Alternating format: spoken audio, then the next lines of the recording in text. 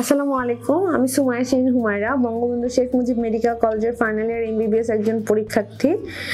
আজকে ভিলেজ নিউট্রিশনের ধারাবাহিক পর্বে আপনাদের স্বাস্থ্য সচেতনমূলক যে বিষয়টি নিয়ে আলোচনা করব, বিষয়টি হচ্ছে শ্বাসকষ্ট বা শ্বাসকষ্টজনিত সমস্যার জন্য আপনি কোন ধরনের ডক্টরের পরামর্শ নেবেন বা কখন বুঝবেন যে আপনার শ্বাসকষ্ট জনিত যে সমস্যাটা এটা অ্যাকচুয়ালি আপনার ফুসফুস রিলেটেড বা হার্ট সংক্রান্ত কিনা বা অন্যান্য কোনো কারণে আপনি শ্বাসকষ্টে ভুগছেন কিনা। যেহেতু শীতকাল এবং শীতের ভাবটা প্রায় এখন চলে যাওয়ার সময়, বসন্তকাল অলরেডি চলে আসতেছে, তো এই সময়গুলোতে কিন্তু দেখা যায় যে হচ্ছে শীতের শুরুর দিকে যেমন শ্বাসকষ্টের প্রকোপটা বাড়ে, বিশেষ করে যারা শীতজনিত কারণে বা ঠান্ডাজনিত কারণে শ্বাসকষ্টে ভুগেন। এছাড়াও কিন্তু বছরের অন্যান্য সময়গুলোতেও কিন্তু শ্বাসকষ্ট দেখা দিতে পারে। তো শ্বাসকষ্ট দেখা দিলে আমি কিভাবে প্রথম মানে এই উপসর্গ থেকে আমি নিজেকে এনশিওর করবো বা নিজে এনশিওর হব যে আমার এই শ্বাসকষ্টজনিত সমস্যাটা ঠান্ডার কারণে হয়েছে, মানে আমার ফুসফুস রিলেটেড কোনো প্রবলেম হয়েছে কিনা বা আমার এয়ারওয়েতে কোনো প্রবলেম কিনা, অথবা আমি দীর্ঘদিন ধরে হার্টের কোনো সমস্যায় ভুগছি কিনা বা হার্ট রিলেটেড কোনো কারণে আমার এই শ্বাসকষ্টটা দেখা দিয়েছে কিনা। পেশেন্টের নিজের জন্য এবং পেশেন্টের পরিবারের প্রত্যেক সদস্যকে এই ব্যাপারগুলো সম্বন্ধে একটা প্রাথমিক ধারণা থাকা উচিত, যাতে করে যখন ভিগোরাস এই শ্বাসকষ্ট দেখা দেয় পেশেন্টের বা হচ্ছে শ্বাস নিতে খুব কষ্ট হয়, তখন যেহেতু এমনিতে সময় কম থাকে পেশেন্টকে রিলিফ দেওয়া উচিত দ্রুত। তো এই সময়গুলোতে আপনি কোন ধরনের ডক্টরের শরণাপন্ন হবেন দ্রুত, বা পেশেন্টকে কোথায় নিয়ে গেলে হচ্ছে পেশেন্টের জন্য ফার্দার ট্রিটমেন্টে উপকারী হবে, সেই ব্যাপারগুলো নিয়ে আমরা আজকের ভিডিওতে বিস্তারিত আলোচনা করব। এখন শ্বাসকষ্ট সমস্যাটা কেন হয় সেই বিষয়টা আমরা প্রথমে জানবো। কোনো কারণে যদি এরকম এয়ারওয়ে অবস্ট্রাকশন হয় তাহলে সেক্ষেত্রে কিন্তু আপনার শ্বাসকষ্ট হতে পারে।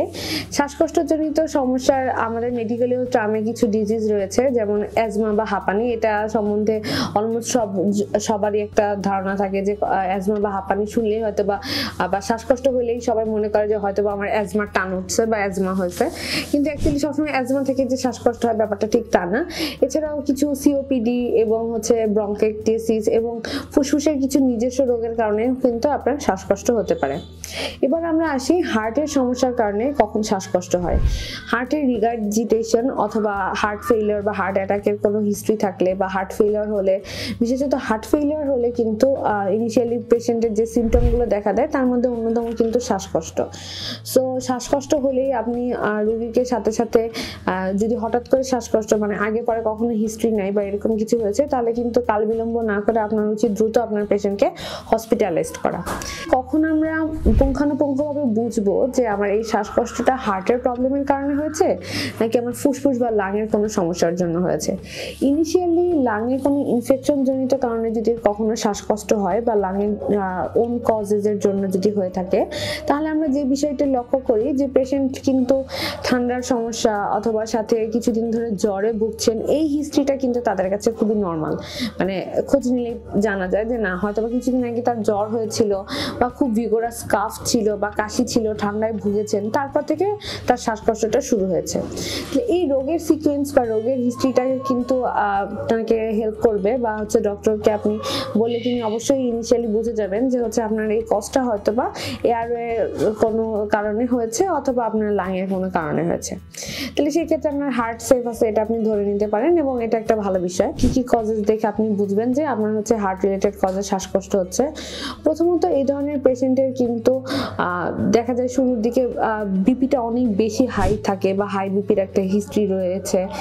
তারপর হচ্ছে এটা কিন্তু অ্যাক্টিভিটির সাথে চেঞ্জ হতে থাকে, মানে যত অ্যাক্টিভিটি করতেছেন আপনি দৈনন্দিন, সেই অ্যাক্টিভিটির পরিমাণ যত বেশি হচ্ছে ততই কিন্তু শ্বাসকষ্টটা বেড়ে যাচ্ছে, এবং এটা প্রায় 5-7 দিন ধরে বা সপ্তাহখানেক ধরে বা মাসব্যাপীও যদি আপনি খেয়াল করেন বা আপনি ডক্টরকে যখন হিস্ট্রিতে বলবেন তখন কিন্তু আপনি ডক্টরের কোশ্চেনিয়ারেই বুঝতে পারবেন যে না, এই প্রবলেমগুলো কিন্তু আপনার বেশ কিছুদিন ধরেই দেখা দিয়েছে। বিশেষ করে যখন আপনি ডে টু ডে লাইফে যখন আমরা কোনো কারণে সিঁড়ি দিয়ে উপরে উঠতেছি বা হচ্ছে দেখা যাচ্ছে যে কোনো কাজে একটু প্রেশার ফিল করতেছি, ওই সময়গুলোতেই কিন্তু লক্ষ্য করে দেখবেন যে আপনার শ্বাস নিতে কিছুটা কষ্ট হচ্ছে। এছাড়াও ক্রনিক ফেজে, মানে হচ্ছে যে একবার হার্ট ফেইলিওরের কোন সময় হচ্ছে আমরা বুঝবো যে না হার্ট ফেইলিওর জনিত কারণেই শ্বাসকষ্ট হচ্ছে, সেটা হচ্ছে লেগ ইডিমা বা পায়ে পানি আসা দেখে। এইটা দেখে কিন্তু ধারণা করা যায় যে হচ্ছে হয়তো বা আপনার ওখান থেকেও শ্বাসকষ্ট হতে পারে। এছাড়াও হার্ট অ্যাটাক বা হচ্ছে লাং কজ ছাড়াও কি আমার শ্বাসকষ্ট শ্বাসকষ্ট হতে পারে? হ্যাঁ, আর হতে পারে। সেক্ষেত্রে হচ্ছে থাইরয়েড হরমোনের কোনো প্রবলেম থাকলে বা আপনি যদি নিউরোলজিক্যাল কোনো প্রবলেম ফেস করে থাকেন, যেহেতু আমাদের ব্রেনের যে আমাদের শ্বাস প্রশ্বাসের যে সেন্টারটা রেগুলেট হচ্ছে সেটা যেহেতু ব্রেন থেকেই টোটালি রেগুলেট হয়, সো নিউরোলজিক্যাল কোনো প্রবলেমের কারণেও কিন্তু আপনি শ্বাসকষ্টজনিত সমস্যায় ভুগতে পারেন। ধন্যবাদ আমাদের সাথে থাকার জন্য। আশা করি এই ভিডিওটি থেকে আপনি শ্বাসকষ্টজনিত যে সমস্যা এবং শ্বাসকষ্ট হলে আপনার কোন ধরনের ডক্টরের কাছে যাওয়া উচিত এবং কি পরিস্থিতিতে আপনি দ্রুত ডক্টরের শরণাপন্ন হবেন, এই ব্যাপারগুলো থেকে আপনি প্রাথমিক একটা ভালো ধারণা পেয়েছেন। এরকম আরো কিছু স্বাস্থ্য বিষয়ক টিপস জানতে আমাদের ভিলেজ নিউট্রিশন পেজটির সাথে থাকুন। ধন্যবাদ।